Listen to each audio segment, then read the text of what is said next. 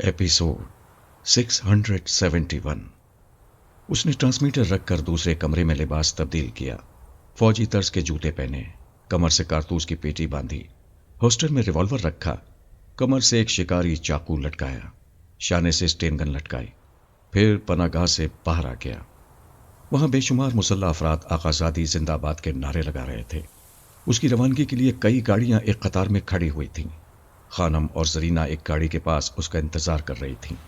रात की तारीकी छट गई थी, दिन निकल आया था। खानम ने एक ट्रांसमीटर उसकी तरफ बढ़ाया। उसने उसे लेकर सुना। एक मातहत अफसर हेलीकॉप्टर में परवास करते हुए कह रहा था, आका, सुबह सवेरे खुशखबरी सुना रहा हूं। सुपर मास्टर को फिर एक बार शर्मनाक शिकस्त हुई है। हमें सिर्फ शुमाली साहिल पर कुछ नुकसान पहुंचा है और आपकी रिहाइश गाह तबाह हो गई है। मैं पूरे जजीरे पर परवास करते हुए देख रहा हूं। इन नुकसान के एवज हमने पिछली रात उनका एक हेलीकॉप्टर मार गिराया है। जजीरे में सुपर मास्टर के जितने आदमी हमारे वफादार बनकर रहते थे, उनमें से बेशतर हलाक हो गए हैं, बाकी कैदी बना लिए गए हैं। मैंने अभी मशरकी मोर्चे की छत पर बेबी यास्मीना को पारस के साथ देखा है। आप इस सिलसिले में कोई हुक्म देना चाहेंगे? ओवर। सलमान राजी ने कहा, मैं बेबी की तरफ जा रहा हूं। वापसी पर हर कैंप में जाकर देखूंगा कि मेरे जख्मी जानिसारों को किस तरह तिब्बी इमदाद पहुंचाई जा रही है। मुझे 1 घंटे बाद हेलीकॉप्टर की जरूरत होगी। Over and all. उसने ट्रांसमीटर को ऑफ करके कहा, मेरे साथ गार्ड्स की सिर्फ एक गाड़ी जाएगी, बाकी लोग अपने महाज पर रहेंगे। सुपर मास्टर की तरफ से फिर कोई हमला हो सकता है। वो एक गाड़ी में खानम और जरीना के साथ बैठकर मशरकी साहिल की तरफ चल पड़ा। रास्ते में ट्रांसमीटर के जरिए एक मातहत अफसर से रब्ता कायम करके कहा, मैं मशरकी मोर्चे की तरफ जा रहा हूं। अभी उन दोनों भाइयों को बिल्कुल ना छेड़ना। अपने सिपाहियों को हुक्म दो कि वो उनकी नजरों में आए बगैर मोर्चे के चारों तरफ बिल्कुल मुस्तैद रहें। Over and all. उसने ट्रांसमीटर को ऑफ कर दिया। खानम ने पूछा, आप ये कैसा हुक्म दे रहे हैं? थोड़ी देर पहले आप कह रहे थे उन लड़कों से दोस्ती करेंगे, फिर उन पर अमल करेंगे, अपना ताबेदार बनाकर रखेंगे। हाँ, बेशक मैं उन्हें दोस्त और फर्मा बरदार दामाद बनाकर रखूंगा, लेकिन मैं एक फौजी आदमी हूं। अपने दुश्मन को सुलहनामा पेश करने से पहले उसे चारों तरफ से घेर लेता हूं, ताकि दोस्ती ना हो तो दुश्मनी महंगी ना पड़े। वो इत्मीनान से ड्राइव करता हुआ 1 घंटे में मशरकी मोर्चे के करीब पहुंचा। आंखों से दूरबीन लगाकर देखा। छत पर किम्मी स्टेन गन लिए खड़ी थी। वो भी दूरबीन से देख रही थी। सलमान राजी गाड़ी से उतरकर आहिस्ता आहिस्ता चलता हुआ मोर्चे के करीब आ रहा था। किम्मी ने कागज पर जल्दी जल्दी कुछ लिखकर उस कागज को एक पत्थर पर लपेटा, फिर उसे राजी की तरफ फेंक दिया। राजी ने उसे उठाकर खोला, फिर पढ़ा। उसने लिखा था, मोर्चे से दूर रहो। पारस, यास्मीना, अली, तैमूर रात भर के जागे हुए थे, इसलिए आराम कर रहे हैं। लेकिन ये न समझो कि मैं अकेली हूं। मैं एक फायर करूंगी, वो तीनों हथियारों के साथ पहुंच जाएंगे। बेटी से मिलना चाहते हो तो दोपहर को आना। उसने वो तहरीर पढ़कर सोचा, दोनों भाई सो रहे हैं। ऐसी गफलत के दौरान मेरे सिपाही चुपचाप मोर्चे की 4 दीवारी में दाखिल हो जाएं तो उन्हें बआसानी गिरफ्तार कर सकते हैं। इस तरह यास्मीना को भी कोई नुकसान नहीं पहुंचेगा। वो पलटकर जीप के पास आया। खानम ने पूछा, उस औरत ने छत पर से क्या फेंका था? दोनों भाई पिछली रात की नींद पूरी कर रहे हैं। यह अच्छा मौका है, हमारे सिपाही उन्हें गिरफ्तार कर सकते हैं। वो ट्रांसमीटर उठाकर अपने मातहत अफसर से बात करना चाहता था। खानम ने हाथ पकड़कर कहा, यह धोखा भी हो सकता है। मैं नहीं मानती कि सिर्फ किम्मी को पहरे पर छोड़कर दोनों भाई गाफिल हो गए होंगे। अगर इस बार हमने दोस्ताना कदम न बढ़ाया तो वो हम पर कभी भरोसा नहीं करेंगे। वो किम्मी की तहरीर दिखाते हुए बोला, उसने लिखा है, हम बेटी से मिलने दोपहर को आए। क्या मैं उस औरत की मर्जी पर चलूंगा? क्या हमारी बेटी उनकी मिल्कियत हो गई है कि हम अपनी मर्जी से मिल नहीं सकते? खानम ने कहा, उस औरत के लिखने से क्या होता है? मैं अभी जरीना के साथ वहां जा रही हूं। आप हथियारों से लेस हैं, लिहाजा आप ना जाएं। यहां सिपाहियों के साथ हमारी वापसी का इंतजार करें। अगर उन्होंने तो माँ बेटी को भी यरकमाल बना लिया तो फिर क्या होगा? वो ऐसा नहीं करेंगे। दोस्ती करने के लिए दुश्मनों पर एक हद तक भरोसा करना पड़ता है। वो जरीना के साथ गाड़ी से उतरकर मोर्चे की तरफ जाने लगी। किम्मी ने स्टेन गन का रुख उनकी तरफ करते हुए कहा, रुक जाओ, मुझे फायरिंग पर मजबूर न करो। खानम ने आगे बढ़ते हुए कहा, एक माँ को बेटी के पास पहुंचने से किसी की फायरिंग नहीं रोक सकती। अहमक ना बनो, अच्छी तरह आंखें खोलकर देखो। हमारे पास कोई हथियार नहीं है। मेरा शौहर और मुसल्ला सिपाही अपनी जगह रहेंगे, यहां नहीं आएंगे। کیونکہ میں دوستی اور محبت کے لیے آئی ہوں۔ علی تیمور نے مورچے کی چار دیواری سے نکلتے ہوئے کہا، کمی انہیں آنے دو، یہ محبت سے 2 قدم آگے آئی ہیں، میں استقبال کے لیے 10 قدم آگے بڑھوں گا۔ اس نے خانم کے سامنے آ کر سر جھکا کر سلام کیا۔ خانم نے مسکرا کر اپنا دایاں ہاتھ پیش کیا۔ اس نے ہتھیلی کی پشت کو بوسہ دے کر کہا، آئیے، تشریف لائیے۔ زرینہ حسرت سے اسے دیکھ رہی تھی اور ڈوبتے ہوئے دل سے سوچ رہی تھی، یہ ایسا پتھر کیوں ہے؟ کیا میں حسین اور جوان نہیں ہوں؟ یہ چور نظروں سے ایک بار تو مجھے دیکھ سکتا ہے۔ میں یاسمینہ کی طرح خوش نصیب نہیں ہوں، میں ڈیڈی کے عمل سے ہی اسے جیت سکتی ہوں۔ وہ ماں کے ساتھ مورچے کی چار دیواری کی طرف جا رہی تھی۔ سلمان رازی نے بلند آواز سے کہا، علی تیمور، انہیں جانے دو، میں تم سے بات کرنا چاہتا ہوں۔ علی تیمور رک گیا، پلٹ کر بولا، اگرچہ ہمارے درمیان طویل فاصلہ ہے، تاہم میں تمہاری آواز سن رہا ہوں، قریب آنا ضروری نہیں ہے، بولو کیا کہنا چاہتے ہو؟ تم کچھ کہے سنے بغیر بھی سمجھ سکتے ہو، تم لوگوں نے یاسمینہ کو یرغمال بنایا ہے، میں نے اپنی ایک اور بیٹی اور بیوی کو تمہارے پاس بھیج دیا، میں آپس میں اعتماد قائم کرنے کے لیے اس سے زیادہ کچھ نہیں کر سکتا، میں فوجی افسر ہوں، اس جزیرے کا مالک ہوں، تم بچوں کے سامنے ہتھیار ڈالنا میری توہین ہوگی، لہٰذا دونوں ہاتھ اٹھا کر میرے پاس آ جاؤ۔ ہتھیار ڈالنے والے اور قیدی بننے والے ہاتھ اٹھا کر آتے ہیں، کوئی عقل کی بات کرو۔ ان کی باتوں کے دوران خانم اور زرینہ مورچے کی چار دیواری میں داخل ہو گئی تھیں۔ وہاں ایک طرف سوکھی گھاس پر یاسمینہ اور پارس بے خبر سو رہے تھے، ان کے پاس 2 رائفلیں رکھی ہوئی تھیں۔ یوں تو وہاں کئی طرح کے ہتھیار تھے، لیکن 2 رائفلیں نسبتاً قریب تھیں۔ خانم نے زرینہ کا بازو پکڑ کر آگے بڑھنے سے روک دیا، سونے والوں کو سوچتی ہوئی نظروں سے دیکھا۔ اس کا خاوند جھک کر دوستی نہیں کرنا چاہتا تھا، ایک فاتح کی شان سے دونوں دامادوں کو اپنا فرما بردار بنانا چاہتا تھا، اور یہ اس کی انا اور خودداری کو برقرار رکھنے کا مناسب موقع تھا۔ خانم نے دبے قدموں آگے بڑھ کر دونوں رائفلیں اٹھا لی، ایک رائفل زرینہ کی طرف اچھالی، دوسری کی نالی پارس کے سینے پر رکھ کر بولی، بہت سو چکے، اٹھ جاؤ۔ پارس نے آنکھیں کھولیں، یاسمینہ بھی اٹھ بیٹھی۔ زرینہ نے کہا، یاسمینہ اپنی جگہ بیٹھی رہو، جب تک ممی کا حکم نہ ہو اپنی جگہ سے حرکت نہ کرنا۔ پارس نے خانم سے پوچھا، کیا یہ دوستی اور محبت کرنے کا طریقہ ہے؟ ہماری بیٹی کی طرف آنکھ اٹھا کر دیکھنے والے کو گولی مارتی جاتی ہے، ہمارا احسان مانو کہ تم اسے اغوا کرنے کے بعد بھی زندہ ہو، اور ہم تمہیں زندہ رکھیں گے، مگر بڑی محبت سے غلام بنا کر۔ اس نے زرینہ سے کہا، اپنے ڈیڈی سے کہو ایک ہماری گرفت میں آ گیا ہے، دوسرے کو وہ اندر نہ آنے دیں۔ زرینہ نے چھوٹی سی کھڑکی کے پاس آ کر کہا، ڈیڈی یہاں ممی نے پارس کو گن پوائنٹ پر رکھ لیا ہے، آپ علی تیمور کو اندر نہ آنے دیں۔ سلمان رازی نے یہ سنتے ہی ہولسٹر سے ریوالور نکال کر علی تیمور پر فائر کیا، اس کے ساتھ ہی سپاہیوں نے بھی فائرنگ شروع کر دی۔ علی چھلانگے لگاتا ہوا ایک درخت کی شاخ پر پہنچ گیا تھا، کمی اس کے بچاؤ کے لیے چھت پر سے فائرنگ کر رہی تھی۔ چاروں طرف سے چھپ کر مورچے کو گھیرنے والوں نے بھی گولیاں چلانا شروع کر دیں۔ پارس نے کہا، خانم میں بار بار یاسمینہ کو سمجھاتا رہا ہوں کہ اس کے ماں باپ موقع ملتے ہی کسی طرح کمینگی پر اتر آتے ہیں، تم ماں بیٹی کی رائفلیں خالی ہیں، انہیں پھینک دو۔ وہ کروٹ بدلتے ہوئے اپنے نیچے سے ریوالور نکال کر بیٹھ گیا۔ خانم نے بڑی پھرتی سے نشانہ لے کر ٹریگر کو دبا دیا، زرینہ نے بھی یہی کیا، پھر دونوں کے ہاتھوں سے رائفلیں چھوٹ گئیں۔ وہ واقعی خالی تھیں، ایک گوشے میں کئی طرح کے ہتھیار رکھے ہوئے تھے۔ خانم نے ادھر پلٹ کر دوڑ لگائی، اس سے پہلے ہی پارس اچھل کر سامنے آ گیا۔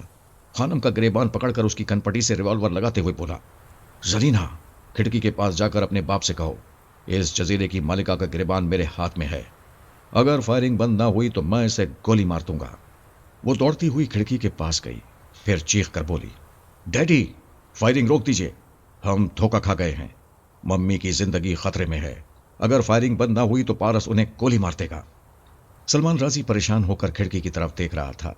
پارس نے زرینہ کو دھکا دے کر وہاں سے ہٹایا، پھر خانم کو کھڑکی کے پاس لا کر کہا، جزیرے کے مغرور حاکم، اپنی آنکھوں سے دیکھ لے، ریوالور تیری ملکہ عالیہ کی کھوپڑی سے لگا ہوا ہے، اگر میرے بھائی اور کمی کو گولی لگے گی تو یہ بھی تجھے مردہ ملے گی۔ وہ جلدی سے گاڑی کے پاس آ گیا، وہاں سے ٹرانسمیٹر اٹھا کر اسے آن کرتے ہوئے چیخ چیخ کر کہنے لگا، فائرنگ بند کر دو، تمام سپاہیوں سے کہہ دو کوئی گولی نہ چلائے۔ وہ بار بار چیخ کر حکم دے رہا تھا۔ فائرنگ بند ہو گئی۔ وہ ٹرانسمیٹر کے قریب منہ لے جا کر بولا، میری باتیں غور سے سنو، علی تیمور ہماری فائرنگ سے بچنے کے لیے درختوں کے جھنڈ میں گیا تھا، اپنے اپنے ریوالور میں سائلنسر لگاؤ اور خاموش فائرنگ کے ذریعے اسے مورچے کی طرف واپس آنے سے روکو. اسے رگیدتے ہوئے یہاں سے دور لے جاؤ. میں تھوڑی دیر میں آ رہا ہوں. دشمن کے ایک اہم مورے کو اپنے ہاتھ میں رکھنے کی ہر ممکن کوشش کرو. میں ناکامی برداشت نہیں کروں گا. پارس اسے کھڑکی سے دیکھ رہا تھا، مگر یہ نہیں سن سکتا تھا کہ وہ اپنے آدمیوں سے کیا کہہ رہا ہے. اس نے بلند آواز سے کہا، کمی، تم چھت پر چاروں طرف گھوم کر علی کو پکارو. اسے مورچے میں آنے کے لیے کہو. کمی تھوڑے تھوڑے وقفے سے علی کو پکارنے لگی. سلمان راضی اور اس کے سپاہی چند قدم آگے بڑھے. وہ للکار کر بولی، پیچھے ہٹ جاؤ، ہماری اجازت کے بغیر ایک قدم آگے نہ بڑھنا. سلمان راضی نے کہا، میں سمجھوتا کرنا چاہتا ہوں، اتنی دور سے باتیں نہیں کی جا سکتی. پارس نے کہا، علی کی واپسی تک کوئی بات نہیں ہوگی. کمی نے 3 تک گنتی سناؤ. وہ پیچھے نہ جائیں تو گولیاں برسا دینا. ان کی طرف سے جوابی فائرنگ ہوئی تو میں خانم کو گولی مار دوں گا. کمی کے گننے سے پہلے ہی وہ سب پیچھے چلے گئے. سلمان راضی نے اپنے آدمیوں سے کہا، ان لڑکوں کا وقت پورا ہو گیا ہے، تم سب یہاں رکو، ایک گولی بھی نہ چلانا، تمہاری مالکہ کی جان عذاب میں ہے، میں ابھی آتا ہوں. اس نے گاڑی اسٹارٹ کی، پھر اسے موڑ کر مورچے سے دور ہوتا کیا. یاسمینہ نے کہا، ڈیڈی کہیں گئے ہیں، وہ تمہارے لیے ایک نیا خطرہ بن سکتے ہیں. زرینہ نے کہا، تمہیں شرم نہیں آتی؟ تم اپنے ڈیڈی کے خلاف اسے ہوشیار کر رہی ہو. وہ کہنے لگی، شرم تو ہمارے والدین کو آنی چاہیے. تھوڑی دیر پہلے میں پارس سے کہہ رہی تھی کہ ممی اور ڈیڈی یہاں محبت اور دوستی کے لیے آئے ہیں، ہمیں ان پر بھروسہ کرنا چاہیے. پارس نے کہا، میں نے یاسمینہ کو سمجھایا، جو لوگ طاقت اور اقتدار کے نشے میں ہوتے ہیں ان پر کبھی بھروسہ نہیں کیا جا سکتا.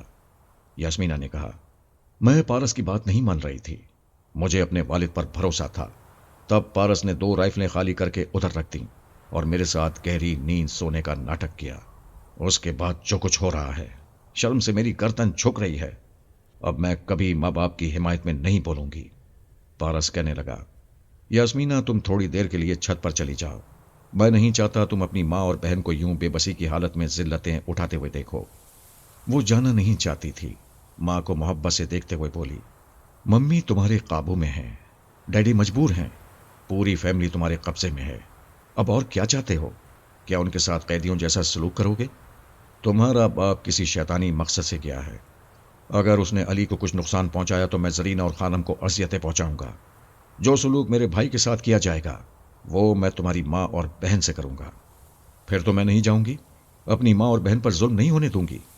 حالات کو سمجھو یاسمینہ، ابھی تک علی واپس نہیں آیا ہے. اگر وہ گرفتار ہوگا تو میں ان ماں بیٹی پر ظلم کر کے ہی اسے رہائی دلا سکوں گا. میرے سامنے میری ماں اور بہن پر ظلم کرنے کی بات نہ کرو. میں تمہارے لیے انہیں چھوڑ کر آئی تھی، میں تمہارے لیے جان بھی دے سکتی ہوں، لیکن ماں اور بہن کی محبت کو خواہ مخواہ نفرت میں نہیں بدل سکتی. میں انہیں تمہارے رحم و کرم پر چھوڑ کر نہیں جاؤں گی. پارس نے کمی کو آواز دے کر نیچے بلا لیا. اس سے کہا، یاسمینہ کو اوپر اپنے ساتھ لے جاؤ. وہ پاؤں پٹک کر بولی، میں نہیں جاؤں گی. کیا تم یہی میری محبت کا صلہ دے رہے ہو؟ سیدھی سی بات ہے، جس طرح تم اپنے خون کے رشتوں پر ظلم ہوتے نہیں دیکھ سکتی، اسی طرح پارس سے میرا خون کا رشتہ ہے، میں اس پر ظلم ہوتے نہیں دیکھ سکوں گا. تمہارا کوئی خون کا رشتہ نہیں ہے، ہمیں معلوم ہے تم دونوں میں سے کوئی ایک لاوارث ہے. اگر میں لاوارث ہوں تو میرا یہ سب سے بڑا فرض ہے کہ جس ماما اور پاپا نے مجھے اولاد کی طرح پالا ہے، میں ان کے بیٹے علی تیمور کے لیے تمہاری محبت کو ٹھکرا دوں. پارس تم میرا دل توڑ رہے ہو. تم اپنی نادانی سے یا خون کے رشتوں کی محبت میں مجھے دل توڑنے پر مجبور کر رہی ہو، ورنہ میں اب بھی تمہیں دل و جان سے چاہتا ہوں. یاسمینہ نے ایک گہری سانس لی، پھر کہا، ممی آپ بزرگوں کے غلط اقدام نے ہمیں زندگی کے اس موڑ پر پہنچا دیا ہے. جب میں یہ کہتی ہوں کہ پارس کے لیے جان بھی دے سکتی ہوں تو اس کے لیے خون کے رشتوں کو بھی چھوڑ سکتی ہوں. اپنے ضمیر کو سمجھا سکتی ہوں کہ آپ لوگوں کی غلطیوں نے ایسے حالات پیدا کیے. ان حالات کو ہم سب کے موافق بنانا آپ ہی بزرگوں کی ذمہ داری ہے. یہ کہہ کر وہ کمی کے ساتھ چھت پر چلی گئی. پارس نے دروازے کو اندر سے بند کر لیا. زرینہ نے سہم کر پوچھا، تم کیا کرنا چاہتے ہو؟ کوئی سوال کرنے سے پہلے اپنے گریبان میں جھانک کر دیکھو. کل میں اپنے بھائی کے خلاف تمہارا محافظ تھا، آج دشمن ہوں. مجھے تمہارے ماں باپ نے کیسی کیسی حماقتوں سے دشمن بنا دیا ہے، یہ سمجھنا زیادہ مشکل نہیں ہے. زرینہ نے لاجواب ہو کر ماں کو دیکھا. ماں نے کہا، تمہارے باپ نے آج تک کسی کے سامنے سر نہیں جھکایا، وہ جزیرے کا حاکم ہے. ایک حاکم اپنا سر بلند رکھنے کے لیے کوئی بھی چال چل سکتا ہے. تم نے یاسمینہ کو چھت پر بھیج کر بڑی حماقت کی ہے۔ میں راضی کی عدم موجودگی میں اس جزیرے پر حکومت کرتی ہوں۔ اب میری سیاسی چال دیکھو۔ وہ زرینہ کے قریب جا کر بولی، اپنے باپ کی سر بلندی چاہتی ہو تو میری ایک ایک ہدایت پر عمل کرو۔ چلو چیخنا چلانا شروع کر دو۔ یہ کہتے ہی اس نے بیٹی کو زور کا تھپڑ مارا۔ اس نے چیخ ماری۔ وہ زرینہ کے بالوں کو مٹھیوں میں جکڑ کر جھٹکے دیتے ہوئے لبنانی زبان میں کہنے لگی، چیخ چیخ کر کہو، پارس مجھے چھوڑ دو، میری عزت پر ہاتھ نہ ڈالو۔ تمہیں شرم نہیں آتی؟ میں تمہاری یاسمینہ کی بہن ہوں۔ بس اسی طرح الزامات دینے کے لیے چیختی جاؤ۔ پارس نے پہلے تو حیرانی سے سوچا کہ خانم اپنی بیٹی کو مار پیٹ کر کیا فائدہ اٹھانا چاہتی ہے۔ جب زرینہ چیخ چیخ کر اسے شرمناک الزامات دینے لگی تو وہ ماں بیٹی کو الگ کرنے کی کوشش کرتے ہوئے بولا، یہ تم کیا بکواس کر رہی ہو؟ خانم نے زرینہ کا گریبان پھاڑ دیا، چیخ کر کہنے لگی، ایسا نہ کرو، ہمیں جان سے مار ڈالو، میری بیٹی کا لباس سلامت رہنے دو۔ یاسمینہ سیڑھیوں سے اترتی ہوئی اور پارس کو آواز دیتی آ رہی تھی۔ اس نے بند دروازے کو پیٹتے ہوئے کہا، تم کیا کر رہے ہو؟ دروازہ کھولو۔ ابھی علی تیمور پر کسی نے ظلم نہیں کیا ہے، تم میری ماں اور بہن کے ساتھ کیا کر رہے ہو؟ پارس نے دروازہ کھول کر کہا، تمہاری ماں مجھ پر خواہ الزامات عائد کرنا چاہتی ہے۔ یاسمینہ اندر آتے ہی ٹھٹک گئی۔ بہن کا گریبان پھٹا ہوا تھا، وہ اپنے گورے بدن کو ڈھانپتے ہوئے رو رہی تھی۔ ہائے یاسمینہ، تم نے کس شیطان سے دل لگایا ہے؟ اس نے تیری بہن کی عزت پر ہاتھ ڈالنے کے لیے مجھے چھت پر بھیج دیا تھا۔ دیکھ، اپنی آنکھوں سے دیکھ، میں ماں ہو کر یہ شرمناک ظلم دیکھ رہی ہوں، تو بے غیرت بہن ہو کر دیکھ۔ تو نادانی کر کے اس کے ہاتھ نہ آتی تو ہم بھی یہاں آ کر بے عزت نہ ہوتے۔ ہائے، میں اپنے وفاداروں اور غلاموں کو بھی منہ دکھانے کے قابل نہ رہی۔ یاسمینہ نے تیش میں آ کر پارس کا گریبان پکڑ لیا، اسے جھنجھوڑتے ہوئے بولی، میں سوچ بھی نہیں سکتی تھی کہ تم میری ہی بہن کے گریبان پر ہاتھ ڈالو گے۔ میں تم سے نفرت کرتی ہوں، میں تمہاری صورت بھی دیکھنا نہیں۔ وہ ڈانٹ کر بولا، بکواس مت کرو، اپنی ماں کے فریب میں نہ آؤ۔ میں خود کو بہت چالاک سمجھتا ہوں، مگر تمہاری ماں کی چالاکی سے دھوکہ کھا گیا ہوں۔ یہ ماں نہیں، صرف جزیرے کی ملکہ ہے، اپنی جیت کے لیے ایک بیٹی کی بے عزتی کا ناٹک بھی کر لیتی ہے۔ میں تمہارے فریب میں نہیں آؤں گی۔ تم مجھے نادان سمجھ کر سمجھانا چاہتے ہو کہ یہ ناٹک ہے۔ میری ماں نے یا بہن نے خود یہ گریبان پھاڑا ہے، اور میری بہن کے گالوں پر آپ تماچوں کے نشانات پڑ گئے۔ میں آج تک تم سے دھوکہ کھاتی رہی، اب ایسا نہیں ہوگا۔ پارس نے اچانک اسے ایک طرف دھکا دے کر فائر کیا۔ خانم موقع غنیمت جان کر ہتھیاروں کے پاس جا رہی تھی۔ گولی چلتے ہی چیخ مار کر دوسری طرف جا گری۔ وہ کہنے لگا، دیکھو، یہ تمہاری ماں کا ڈرامہ ہے۔ تمہارے دل میں میرے لیے نفرت پیدا کی، پھر ہمیں آپس میں الجھا کر ان ہتھیاروں تک پہنچنا چاہا۔ خانم فرش پر سے اٹھتے ہوئے بولی، ہاں، میں ہتھیاروں تک پہنچنا چاہتی ہوں۔ مجھے صرف ایک رائفل یا ریوالور دو، میں زرینہ کو گولی مار کر خود مر جاؤں گی، لیکن تمہارا ظلم برداشت نہیں کروں گی۔ یاسمینہ روتے ہوئے بولی، ممی مجھے معاف کر دیجیے، میں اس فریبی سے اب دھوکہ نہیں کھاؤں گی۔ مجھ سے جو غلطی ہوئی ہے اس کی تلافی کروں گی۔ اس حوث پرست نے میرے بعد اب میری بہن پر میلی نظر ڈالی ہے، میں اسے مار ڈالوں گی یا خود مر جاؤں گی۔ وہ غصے اور نفرت سے دوڑتی ہوئی ہتھیاروں کی طرف آئی۔ اس کے منہ پر ایک الٹا ہاتھ پڑا۔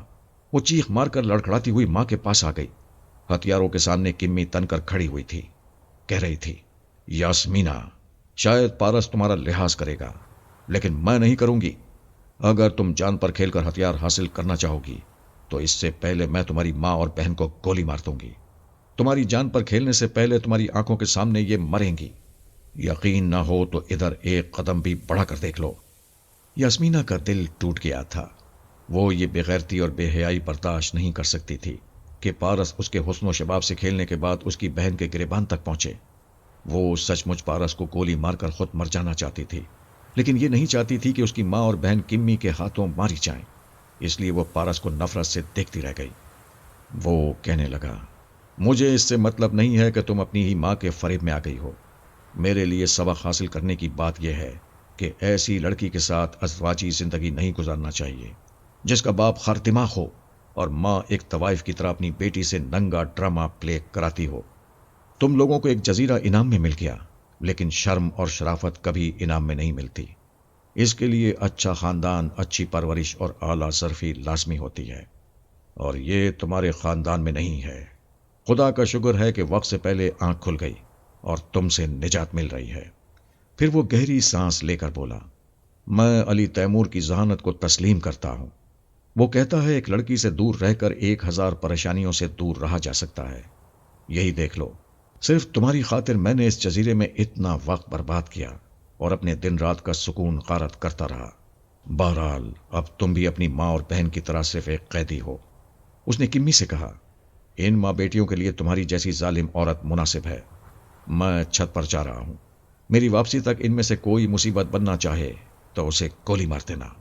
اس نے ہتھیاروں کے پاس جا کر ایک اسٹین گن اٹھائی، کارتوس کے کئی بیلٹ اٹھائے، پھر وہاں سے چلا گیا۔ علی تیمور ایک شاخ سے دوسری شاخ پر، ایک درخت سے دوسرے درخت پر چھلانگیں لگاتا ہوا شوٹنگ رینج سے دور نکل آیا تھا۔ ہر طرف سے فائرنگ ہو رہی تھی، ایسے میں درختوں کی شاخوں اور پتوں نے اسے گولیوں کی بوچھاڑ سے بچایا تھا۔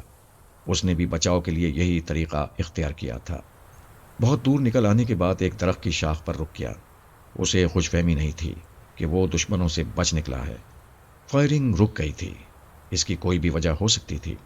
اس نے پوزیشن بدل لی۔ وہ درخت سے چھلانگ لگا کر قریبی چٹان پر آ گیا، پھر دور تک نظریں دوڑانے لگا۔ تعقب کرنے والوں میں سے کچھ دکھائی دے رہے تھے۔ وہ اسٹین گن شانوں سے لٹکا کر اپنے اپنے ریوالور پر سائلنسر لگا رہے تھے، کیونکہ ادھر پارس نے دھمکی دی تھی کہ کمی اور علی پر فائرنگ کی گئی تو وہ خانم اور زرینہ کو گولی مار دے گا۔ سلمان رازی نے پارس کو دھوکہ دینے کے لیے فائرنگ بند کرا دی تھی، لیکن چپ چاپ حکم دیا تھا کہ سائلنسر لگا کر علی تیمور کو شکار کیا جائے۔ علی نے دیکھا وہ سائلنسر لگانے کے بعد چٹان کی طرف فائرنگ کر رہے تھے، پھر وہ چٹان کے پیچھے لیٹ گیا۔ ادھر اونچی نیچی پتھریلی زمین تھی۔ وہ چاروں ہاتھ پاؤں سے رینگتا ہوا کچھ دور ایک بڑے سے پتھر کے پیچھے آ گیا۔ اسی پتھر کے پیچھے ایک شخص ریوالور لیے رینگتا آ رہا تھا۔ دونوں کا اچانک سامنا ہوا، دونوں اوندھے منہ لیٹے ہوئے تھے۔ اس نے سائلنسر لگے ہوئے ریوالور سے گولی چلائی۔ وہ لیٹے ہی لیٹے قلع بازی کھا کر اس کے اوپر آ گیا، پھر اسے دبوچ لیا۔ اس کی گردن پر کراٹے کا فولادی ہاتھ جمایا۔ اس نے ریوالور اور کارتوس کی پیٹی لی، پھر رینگتا ہوا دوسری چٹان کے پیچھے آ گیا۔ قریبی کوئی کہہ رہا تھا، وہ اسی طرف کہیں چھپا ہوا ہے، تم ادھر جاؤ، میں ادھر جا رہا ہوں۔ وہ ادھر آ گیا اور علی کی گولی کا نشانہ بن گیا۔ اس نے دوسرا ریوالور اور کارتوس کی پیٹی بھی رکھ لی۔ پتہ نہیں یہ مقابلہ کب تک جاری رہنے والا تھا۔ وہ احتیاطاً زیادہ ہتھیار پاس رکھنا چاہتا تھا۔ یہ احتیاط بعد میں درست ثابت ہوئی۔ جنگل اور اس پہاڑی کے حصے میں 2 گھنٹے تک خاموش فائرنگ کا تبادلہ ہوتا رہا۔ وہ ان سے آنکھ مچولی کھیلتا رہا، پھر انہیں ڈاج دے کر پہاڑی کے پیچھے آ گیا۔ یہ وہی جگہ تھی جہاں گزشتہ روز وہ زرینہ کو اغوا کر کے ہیلی کاپٹر میں سپر ماسٹر کے پاس لے جانا چاہتا تھا، لیکن پارس راستے کی دیوار بن گیا تھا۔ وہاں زبردست جنگ ہوئی تھی۔ پارس نے ہیلی کاپٹر کو تباہ کر دیا تھا۔ وہاں جو کاٹیج تھا وہ بھی کھنڈر بن گیا تھا۔ اس کھنڈر میں سلمان رازی دکھائی دے رہا تھا۔ علی نے دبے قدموں آگے بڑھ کر دیکھا۔ رازی کے ساتھ 2 مسلح گارڈز بھی تھے۔ وہ ٹرانسمیٹر کے ذریعے کہہ رہا تھا، علی تیمور اتنی آسانی سے قابو میں نہیں آئے گا۔ میں پہاڑی کے اوپری حصے میں ہوں، یہاں 50 جوانوں کو فوراً بھیجو۔ اس شیطان کے بچے پر ادھر بھی حملہ ہونا چاہیے۔ Over and all. اس نے ٹرانسمیٹر کو آف کر دیا۔ اسی وقت ایک مسلح گارڈ چیخ مار کر اچھلا، پھر زمین پر گر کر تڑپنے لگا۔ اس کی کھوپڑی سے بہنے والا خون بتا رہا تھا کہ سائلنسر لگا ہوا ریوالور اس کے اپنے ہی آدمی پر استعمال ہو رہا تھا۔ وہ خطرہ محسوس کرتے ہی شکستہ دیواروں کی آڑ میں جانا چاہتے تھے۔ اتنی دیر میں دوسرا گارڈ بھی گولی کھا کر گر پڑا۔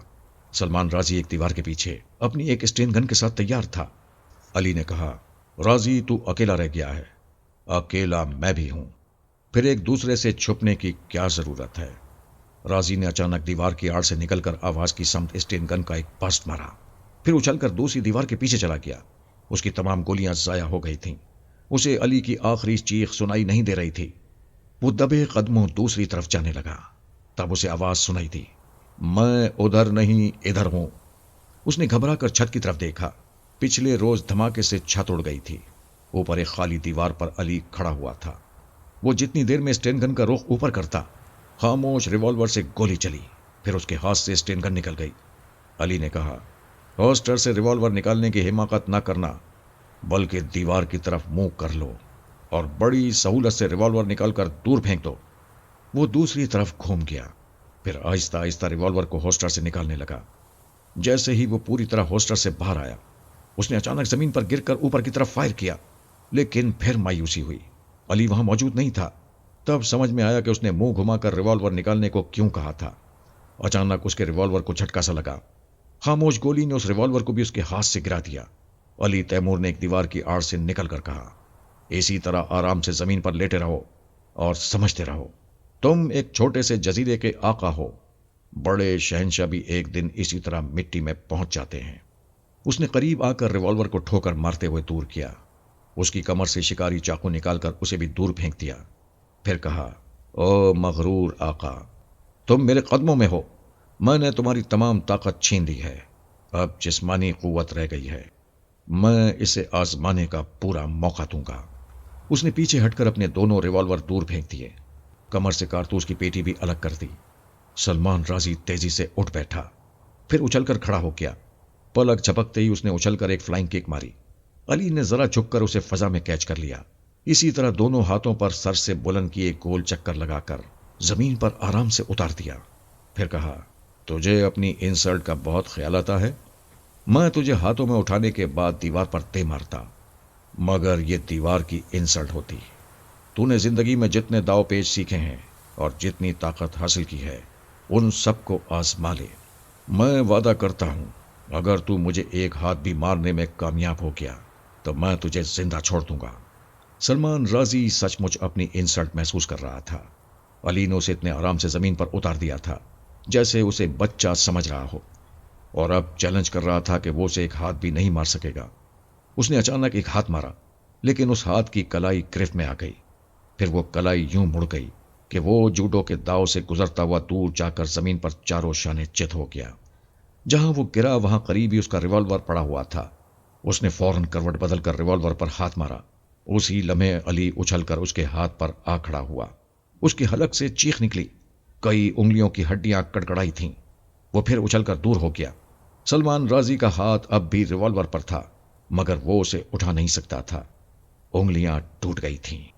علی نے اس کی جیب سے ٹرانسمیٹر نکال کر کہا، اسے دوسرے ہاتھ سے آپریٹ کرو، اپنے ماتحت افسر سے کہو ادھر جو 50 جوان آ رہے ہیں انہیں واپس بلایا جائے۔ علی تیمور جزیرے کے کسی دوسرے حصے میں چلا گیا ہے۔ وہ تکلیف سے کرراتے ہوئے بیٹھ گیا۔ علی نے کہا، پہلے کررانا بند کرو، اگر تمہارے کسی آدمی کو شبہ ہوگا اور وہ ادھر آئے گا تو تمہارے حق میں برا ہوگا۔ اس نے تکلیف کو برداشت کرتے ہوئے اس ماتحت افسر سے رابطہ قائم کیا جو 50 جوانوں کے ساتھ آ رہا تھا۔ وہ اپنے آقا کا دوسرا حکم سن کر رک گیا، پھر کہنے لگا، میں علی تیمور کو تلاش کرنے دوسری طرف جا رہا ہوں۔ سلمان رازی نے اوور اینڈ آل کہہ کر ٹرانسمیٹر کو آف کر دیا۔ علی نے ایک ریوالور اٹھا کر کہا، تمہارا دایاں ہاتھ بیکار ہو چکا ہے، کیا بائیں ہاتھ سے میرا نشانہ لے سکتے ہو؟ وہ ذلت کے احساس سے کانپتے ہوئے بولا، خدا کی قسم، ایک بار یہ ریوالور ہاتھ آ جائے تو اس کی ایک گولی بھی ضائع نہیں کروں گا، سب کی سب تمہارے ناپاک وجود میں اتار دوں گا۔ وہ کہنے لگا، دنیا جانتی ہے فرات علی تیمور زبان کا دھنی ہے، جو زبان سے کہہ دیتا ہے اسے جان کی بازی لگا کر بھی نبھاتا ہے۔ میں اپنے باپ کی قسم کھا کر زبان دیتا ہوں کہ اگر تم مجھ سے پنجہ لڑانے میں جیت جاؤ گے تو یہ ریوالور تمہیں دے دوں گا۔ سلمان رازی فوراً اٹھ کر کھڑا ہو گیا۔ اس کے دائیں ہاتھ میں شدید تکلیف تھی، لیکن اس میں برداشت کرنے کا حوصلہ تھا۔ دونوں نے اپنے اپنے بائیں ہاتھ کو آگے بڑھایا، ان کی انگلیاں ایک دوسرے میں الجھ گئیں۔ سلمان رازی نے فوراً ہی پوری طاقت صرف کرتے ہوئے اس کی انگلیوں کو موڑنا چاہا تو کچھ پریشان ہو گیا۔ اسے محسوس ہو رہا تھا اس کی انگلیاں لوہے کی سلاخوں میں پھنس گئی ہیں۔ علی نے کہا، جتنا زور لگا سکتے ہو لگا لو، میں صرف ایک بار زور لگاؤں گا، صرف ایک بار۔ سلمان رازی کو یاد نہیں تھا کہ اس نے آج تک کتنے شہ زوروں سے پنجہ لڑایا ہے، لیکن یہ یاد تھا کہ اس نے آج تک کسی سے شکست نہیں کھائی تھی۔ اس نے سوچا تھا، ہمیشہ جیتنے کا یہ ہنر آج کام آئے گا اور وہ ریوالور جیت لے گا، مگر اب وہ پسینے پسینے ہو رہا تھا۔ تھوڑی دیر بعد وہ اپنی انگلیاں چھڑانے کی کوشش کرنے لگا۔ علی نے کہا، اس کا مطلب ہے تم اپنے حصے کا سارا زور لگا چکے ہو، اب نجات چاہتے ہو؟ یہ کہتے ہی اس نے ایک زور کا جھٹکا دیا۔ رازی کے حلق سے چیخیں نکلنے لگیں۔ علی نے ورسو روکی زندہ باد کہہ کر اسے چھوڑ دیا۔ اس کی 4 انگلیوں کی ہڈیاں ٹوٹ گئی تھیں۔ وہ تکلیف کی شدت سے ادھر سے ادھر ڈگمگا رہا تھا، ہتھیاروں کے پاس سے بھی گزر رہا تھا، مگر کسی ہتھیار کو چھو بھی نہیں سکتا تھا۔ دونوں ہاتھوں کی انگلیاں بیکار ہو گئی تھیں۔ علی نے کارتوس کی پیٹی دوبارہ کمر سے باندھتے ہوئے کہا، مجھ میں اور پارس میں ایک بہت بڑا فرق ہے۔ وہ ہمہ وقت تفریح کے موڈ میں رہتا ہے، میں کبھی وقت ضائع نہیں کرتا۔ اگر میں پہلے ہی دن تنویمی عمل کے اثر میں نہ ہوتا تو وہی پہلا دن تمہاری زندگی کا آخری دن ہوتا۔ میں اسی دن اس منوس جزیرے سے نکل جاتا۔ اس نے ایک ریوالور کو اٹھایا، پھر اسٹین گن شانے سے لٹکاتے ہوئے کہا، کوئی بات نہیں، اب ہم تمہارے ہیلی کاپٹر میں بیٹھ کر اس جزیرے سے جائیں گے، اور تم جو ہمیں تابع دار بنانے والے تھے، بڑی تابع داری سے ہماری روانگی کا انتظام کرو گے۔ چلو۔ اس کے دونوں ہاتھ بے جان ہو کر شانوں سے لٹکے ہوئے تھے۔ وہ اتنی ذلت آمیز شکست کھا کر اپنے ماتحتوں کو منہ دکھانا نہیں چاہتا تھا۔ علی نے اس کی گردن پکڑ کر آگے دھکا دیا۔ وہ ذرا سا لڑکھڑایا، پھر بوجھل قدموں سے اس کے آگے آگے چلنے لگا۔ پہاڑی کے دامن میں وہ گاڑی کھڑی ہوئی تھی جس میں وہ 2 مسلح گارڈز کے ساتھ آیا تھا۔ وہ تکلیف کی شدت سے کانپتے ہوئے بولا، پہلے مجھے طبی امداد پہنچاؤ، میں تمہیں انسانیت کا واسطہ دیتا ہوں۔ وہ گردن دبوچ کر بولا، اس بلندی سے دھکا دوں گا تو کٹے ہوئے شیطیر کی طرح لڑکتے ہوئے نیچے جاؤ گے۔ تمہاری بھلائی اسی میں ہے کہ ہم بھائیوں کو جزیرے سے جانے دو۔ جانے میں کوئی رکاوٹ ہوگی تو دونوں پاؤں بھی ٹوٹ جائیں گے۔ جزیرے کے آقا نے اسے بے بسی سے دیکھا، پھر سنبھل سنبھل کر پہاڑی سے اترنے لگا۔ اس کا دماغ چیخ چیخ کر کہہ رہا تھا کہ جزیرے میں اپنا اقتدار قائم رکھنے کے لیے اپنے ہونے والے دامادوں کو رخصت کر دینا ہی بہتر ہے۔ پھر اس کی حاکمانہ اور ظالمانہ فطرت کہنے لگی، نہیں، اگر اپنی ذلت اور بے عزتی کا انتقام نہ لیا اور انہیں جانے دیا تو سر ہمیشہ جھکا رہے گا۔ اتنے بڑے جزیرے کا مالک جھکے ہوئے سر سے حکومت نہیں کر سکے گا۔ ان دونوں کے ہاتھ پاؤں توڑنے کے بعد ہی انہیں جزیرے کے باہر پھینکا جائے گا۔ وہ سنبھل سنبھل کر پہاڑی سے اترنے لگا۔ علی نے کہا، تم کسی ہاتھ سے گاڑی کا دروازہ نہیں کھول سکو گے، پھر کس طرح اندر بیٹھو گے؟ وہ جھنجھلا کر بولا، تم میری بے بسی کا مذاق اڑا رہے ہو؟ کیا میرے لیے دروازہ نہیں کھول سکتے؟ میں تمہاری گاڑی کا دروازہ کھولنے والا ملازم نہیں ہوں۔ اگر پاؤں سے کھول کر اندر بیٹھ سکو تو ٹھیک ہے، ورنہ میں گاڑی میں بیٹھوں گا اور تم آگے آگے دوڑتے جاؤ گے۔ ہرگز نہیں، میں مر جاؤں گا مگر ایسا نہیں کروں گا۔ تم مجھے ذلیل کرنے کے لیے میری رعایا کے سامنے اپنے آگے آگے کتے کی طرح دوڑانا چاہتے ہو؟ میں آدمی کی طرح دوڑنے کو کہہ رہا ہوں، مگر کتا آخر کتے ہی کی طرح دوڑنے کی بات سوچتا ہے۔ وہ غصے سے غرانے لگا، پھر تن کر بولا، مجھے گولی مار دو، میں یہاں سے جا کر کسی سے آنکھیں نہیں ملانا چاہتا۔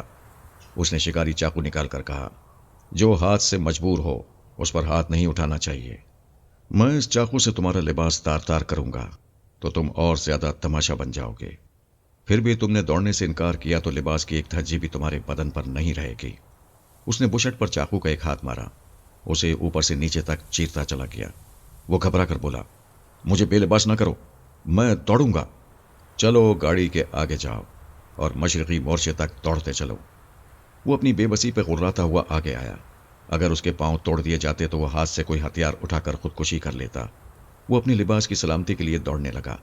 دونوں ہاتھوں کی ٹوٹی ہوئی انگلیوں سے زبردست ٹیسیں اٹھ رہی تھیں۔ وہ خاصی قوت برداشت کا مالک تھا۔ اگر قوت برداشت نہ ہوتی اور وہ حوصلہ ہار کر گر پڑتا تو صیاد اسے لباس سے محروم کر دیتا۔ وہ آج سے پہلے کئی بار اپنے جزیرے کے ایک سرے سے دوسرے سرے تک دوڑتا رہا تھا۔ اس کے ساتھ دوڑنے والے افسر تھک جاتے تھے، مگر وہ دم لینے کے لیے کہیں نہیں رکتا تھا۔ آج اسے صرف مشرقی مورچے تک جانا تھا، جو 1 میل کے فاصلے پر تھا، لیکن اسے یوں لگ رہا تھا جیسے وہ میلوں دور سے دوڑتا آ رہا ہو اور نہ جانے کتنے میل ابھی اور دوڑنا پڑے گا۔ وہ ڈگمگانے لگا تھا۔ علی نے کہا، سنبھل کر دوڑتے رہو، رکو گے یا گرو گے تو لباس کی دھجیاں اڑ جائیں گی۔ وہ لباس کی خاطر ہی اپنی آخری قوت برداشت سے کام لیتے ہوئے مشرقی مورچے کے قریب پہنچ گیا۔ پارس چھت پر اسٹین گن لیے کھڑا تھا۔ سلمان رازی کے مسلح جوانوں نے مورچے کو چاروں طرف سے گھیر رکھا تھا۔ انہوں نے اپنے آقا کو بری حالت میں ہانپتے کانپتے دیکھا تو اپنی رائفلوں کا رخ علی کی طرف موڑ دیا۔ علی نے گاڑی سے اتر کر سلمان رازی کو نشانے پر رکھتے ہوئے کہا، ہتھیار پھینک دو، تمہارا آقا آدھا مر چکا ہے، باقی آدھے کے لیے میری ایک گولی کافی ہوگی۔ چھت پر سے پارس نے کہا، نادانو، اب کس کی اطاعت اور حفاظت کے لیے ہتھیار کا بوجھ اٹھا رہے ہو؟ ادھر تمہارا آقا اور ادھر تمہاری ملکہ اور ملکہ زادیاں ہمارے قبضے میں ہیں۔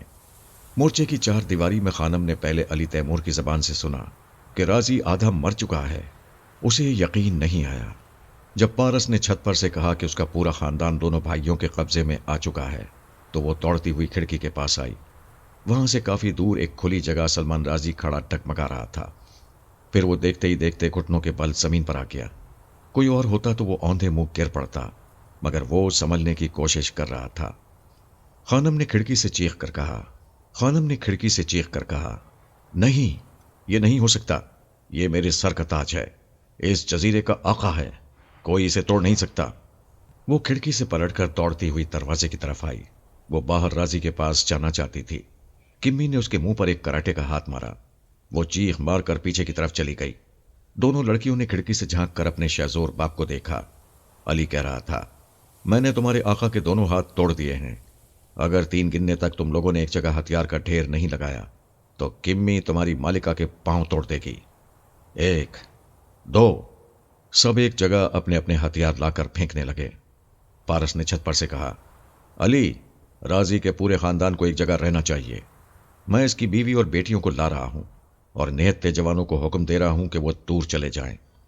پارس چھت سے اتر کر 4 دیواری میں آیا۔ خانم نے تڑپ کر کہا، راضی کو فوراً طبی امداد پہنچاؤ۔ تمہیں خدا کا واسطہ اسے زندہ رہنے دو۔ ہم نے بے شک تم سے دشمنی کی، مگر خدا گواہ ہے ہم تمہاری جان کے دشمن نہیں تھے، تمہیں تابع دار بنانے کے لیے سختی سے پیش آ رہے تھے۔ پارس نے کہا، مجھے تمہاری جیسی بے غیرت ماں پر ترس نہیں آئے گا۔ تم نے صرف یاسمینہ کا دل پھیرنے کے لیے زرینہ کے ساتھ ایک ننگا ڈرامہ پلے کیا، اپنے ہاتھوں سے اپنی بیٹی کا گریبان پھاڑ کر مجھ پر الزام لگایا۔ دیکھو اور عبرت حاصل کرو کہ کس طرح خدا کی مار پڑ رہی ہے۔ ان لمحات میں نہ تمہارے پاس اقتدار ہے، نہ طاقت ہے، نہ فوج ہے۔ تم لوگوں کی عزت 2 کوڑی کی نہ رہی۔ چلو اب باہر چلو۔ یاسمینہ سوچتی اور پچھتاتی ہوئی نظروں سے پارس کو دیکھ رہی تھی۔ پھر کہنے لگی، ممی، اگر پارس کی نیت خراب ہوتی تو وہ میرے ساتھ آپ کو بھی چھت پر بھیج دیتا اور آپ کو گن پوائنٹ پر جانا ہی پڑتا۔ پھر یہ تنہائی میں زرینہ کے ساتھ من مانی کر سکتا تھا، کوئی اسے روکنے والا نہیں تھا۔ اتنی سی بات میری سمجھ میں پہلے نہیں آئی۔ جواب دیجئے، آپ نے ایسی شرمناک حرکت کیوں کی؟ خانم نے پریشان ہو کر کہا، بکواس مت کرو، تمہارا باپ زندگی اور موت کی کشمکش میں ہے اور تم اپنا دکھڑا رو رہی ہو۔ پہلے اپنے باپ کے پاس چلو۔ یاسمینہ پارس کے پاس آئی، پھر گلے کا ہار بن کر کہنے لگی، مجھے معاف کر دو، میں ممی کے بہکانے میں آ گئی تھی۔